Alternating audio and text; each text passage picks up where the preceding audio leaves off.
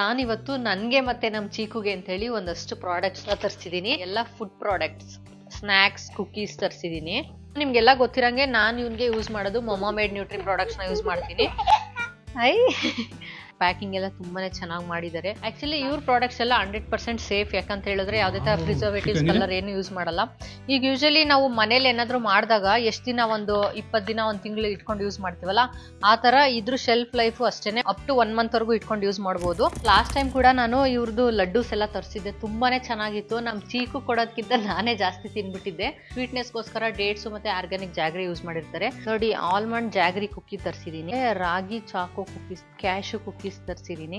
ನೋಡಿ, ನಿಮ್ಮನೆ ಸೇಫ್, ಆರಾಮಾಗಿ ಮಕ್ಳಿಗೆ ಇದನ್ನ ಕೊಡ್ಬೋದು.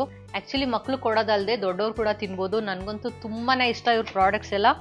ಬೇಕಾ?